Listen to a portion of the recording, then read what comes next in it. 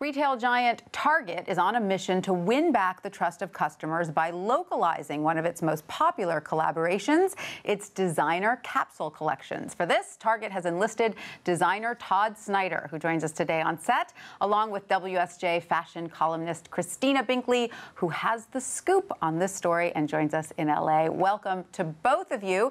Todd, let me start with you. You're here fresh off showing your menswear collection for New York Fashion Week. How's it going? A little tired. A little tired. Yeah. No The show sleep. was last night, so no sleep for the last week or so. It went well. If you had to characterize your designs, how would you do that?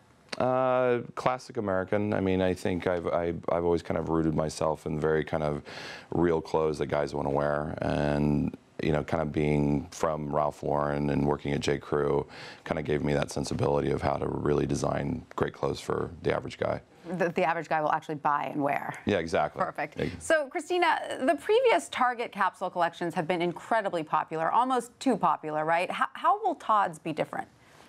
Well, you know, the previous ones, I think there were huge differences. The previous ones are available for, in some cases, a few hours, although they're intended to be available for several weeks. Whereas Todd this is a gig for him. He's going to be doing this, I think, if this goes well, you know, for several years, moving around from different city to city to create a look and a series of products that are kind of curated for that city.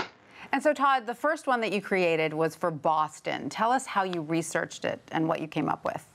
Well, a lot of it starts, I try to put myself in the shoes of a tourist. And, you know, you always kind of reach out to your friends. I'm going to this city. Do you know any great places to go?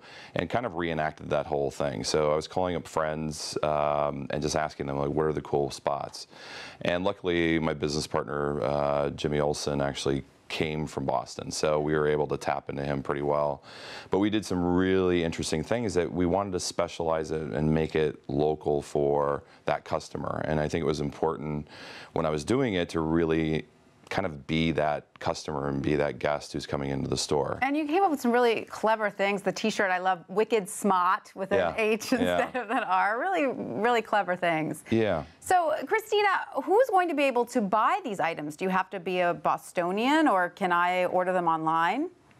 You know, that's almost the bummer of it. I want that Wicked Smart T-shirt too, right? But I'm not going to be able to get it because I'm not in Boston. I'll have to have a friend go get it. Initially, it's going to be only available in 15 Target stores in the Boston area. They have plans to put it online. They know that people, that you know, there are expats everywhere. They're going to want these things. So they have plans eventually to get this stuff online. Absolutely. And Todd, which cities are next for you, and what kind of research do you anticipate doing?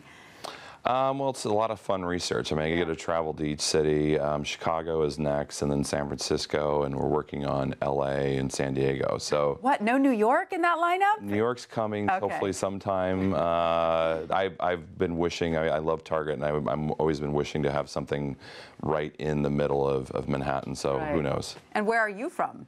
I'm originally from Iowa. From Iowa, okay, so you got to get Iowa in the mix there too, hopefully, right? yeah. Well, that's how I fell in love with Target. For me, you know, Target, I shopped growing up there. It was kind of like our place to go. Well, this sounds like a super fun gig because it's a lot of fun. Travel and research and designing fun stuff. So, Christina, you spoke with Target executives. How much do you sense Target has riding on this initiative?